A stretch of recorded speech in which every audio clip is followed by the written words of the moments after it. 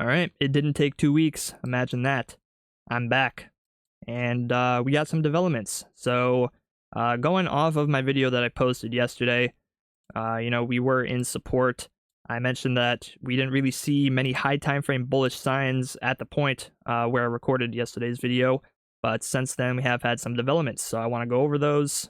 And I will say right off the bat that I am definitely more interested in longs today than I was yesterday, just based off of what has happened since my last video. So basically what has happened is we put in another lower low. So obviously that long that I entered, I think right here or right here, that got stopped out. And in the process of stopping out my trade, we formed some better looking divergences. I won't say, they're great looking divergences. There's some confliction across some of these time frames, but there is definitely more bullish looking signs in terms of divergences than we had yesterday, because now we actually do have a 4-hour bullish div. It is a momentum div. Momentum put in a higher low while price put in a lower low. And 4-hour money flow also looking, decent. It is getting a little move to the upside, a little local uptrend. Following this dip into the zero line, it looks like money flow is trying to hold the line here, hold the zero line as support. So certainly some better looking signs there.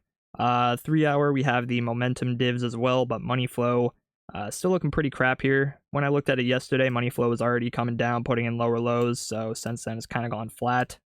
2-hour money flow also just barely put in a lower low here, so that is not a money flow div, it is just a momentum div. So 4-hour and down, we have momentum divs, which, is one piece to the puzzle. You don't always get the perfect divergences. You don't always see the perfect curvature with money flow diverging as we put in that last low. Sometimes it looks a little funny.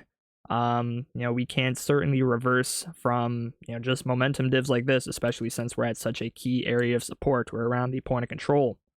And as we go to some lower time frames, I think the 45-minute and down, we see the money flow divs here on the 1-hour. Money flow also put in a lower low, but the 45-minute here is where we start seeing the money flow divs, at least some sort of a higher low, diverging from here to here. Price obviously was higher back here, it put in a lower low, and the divergences just look better as you go down in time frames. The 30-minute, very nice looking momentum and money flow divs. 15-minute as well. Very nice overall curvature, clear direction to the upside with money flow, and some very nice follow through to the upside in terms of the 15-minute money flow. So that shows that there is some strength behind this curvature of money flow, this overall curve back to the upside. If you're viewing it from basically this peak in money flow back here, we had an overall move to the downside, a little peak up above the zero line, but I kind of combined these two moves in the red and just look at them as one, because we did put in a lower low over here. So the move to the downside peaked right here and has since been curving back to the upside. And even on the 30-minute, we're trying to put in a higher high compared to back here. We haven't quite yet. We found some resistance there, but I would say that we are seeing some better looking bullish signs with that last lower low into support. And since then, we have also broken the downtrend. I would say we've broken the main downtrend from this high down. Looking at the overall swings in this structure, we have a low, a lower high, lower low, lower high. I would say lower low, lower high, lower low, and then a break of the last lower high right here. So that is some extra confluence to go along with the idea that this is currently a strong low. And so because of those things, I am certainly more interested in long trades. Now, because we don't really see the money flow divs on like the higher time frames, even though I guess you could technically call this a 4-hour money flow div, it's kind of a weird one though, because money flow is above the zero line, so money flow is putting in a higher high as opposed to a higher low, but it still kind of counts. I mean, price trended down, money flow trended up, but it's very slight. So, it is technically a div, but it's a very slight one. And the 3-hour and the 2-hour are not agreeing with that divergence. Neither is the 1-hour in terms of the money flows. So I would say it's not great confirmations, but it is certainly something, especially now that we've gotten a break of structure. So does this mean that I am 100% confident in us getting a move up to all-time high now? Would I be willing to open a long trade with my entire trading account with a stop loss down here and a target up here? No, not necessarily, especially since there is, the kind of poor divergences. Like I said, it's not ideal. It's decent, but it's not ideal. And I've seen in situations like this, even when you do get the break of structure, sometimes when you don't have those clear high time frame money flow divergences, you can kind of see price just fart around a little bit. Maybe it ends up ranging. Maybe we even come back down to take out the low before trying to reverse. So I would say that no, I'm not entirely confident in us getting a move up to all-time high right now, but that's okay. I don't need to be, because I can plan out refined ideas. I can look for more local targets than Bitcoin's all-time high. I can look for trades, maybe if we get a retrace with a local invalidation and local targets. And then if that trade ends up running us up to all-time high, then great. I, got in that trade. But yeah, for right now, I am looking at planning long trades, but with a more local target. So what would something like that look like? What would some of my refined long ideas be? Well, first I'd need to see a retracement, or I'd need to see price just kind of continue an uptrend and at some point form some kind of a range, move sideways for a bit, and possibly there's a long play within that range to continue the uptrend. Sometimes you don't get the picture perfect retrace and then continue structure and then retrace and then continue structure. Sometimes you do kind of funky things like this, so I'm prepared to trade a situation like this. But for right now, let's plan for the ideal scenario, which would be a retrace.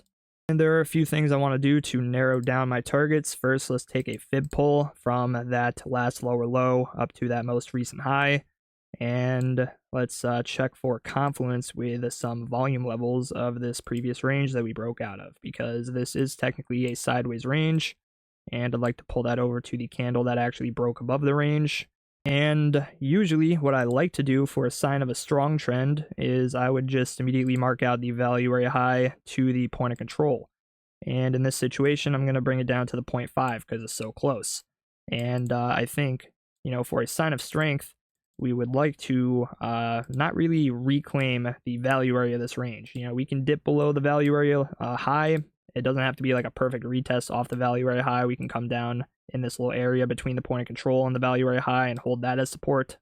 And price is quickly approaching this level actually right now, so we may get to see, possibly how it reacts from this area.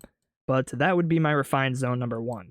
And I think my refined zone number 2, which is my less ideal one, I think I like this area a bit less just because we have to break below the point of control and the value area high of the previous range. But sometimes you do get deep retraces down towards the golden pocket, maybe even the 786, which is aligning with the value area low of the little range and the point of control of the macro range. So these two zones are going to be my refined areas. And basically, I'm going to be looking for local setups on a lower time frame in those areas. And that may be local divergences as we work our way into here. Maybe we start forming divs as we're putting in lower lows. Maybe we then break structure. Maybe we then exit the box, breaking back above this value area high. And I think that would be a nice trade setup for me to leave my invalidation below that point of control and try and target something locally. Maybe I don't have this large of a stop loss. Maybe I have some more local so I can actually TP up at this local high. That would be ideal. I'd like to have a decent risk reward up to this point right here. That would really be my first target. And if I'm not able to, get a good long trade in any of these areas, maybe we just kind of dip in. We get a very aggressive move down like it seems like we're doing right now. We can check the lower time frames. But, it seems like we are kind of coming down pretty fast here. So maybe we just dip into this zone, come right back out without much of a trade setup, and continue structure to the upside. Well, in that case, I would look for another retrace and basically try and do the same thing. Refine a zone within this little area that we can retrace to, and basically repeat the process until I find a long trade. So, yeah, that's currently my plans. Again, I think this is a pretty decent bullish sign. The divergences, the break of structure. I would say that I'm more confident in us, beginning some kind of an uptrend back up towards all-time high. But the confirmations were certainly less than ideal. So again, I'm also prepared for the situation where we just kind of range in this zone. And maybe this range even breaks bearishly. Maybe we, kind of fart around and then end up moving lower to some lower supports. That's still very possible, but I think it would be irresponsible to not start considering the bullish case now that we have gotten some pretty decent confirmations, I would say. All right, well, I think that's it for this video. I want to make this a quick one. Don't want to yap for too long here. So thank you everybody for watching. If you enjoyed, consider leaving a like, subscribing to the channel, leaving a comment. I appreciate all the support. It really helps my channel out a lot. And I will see you all in the next video.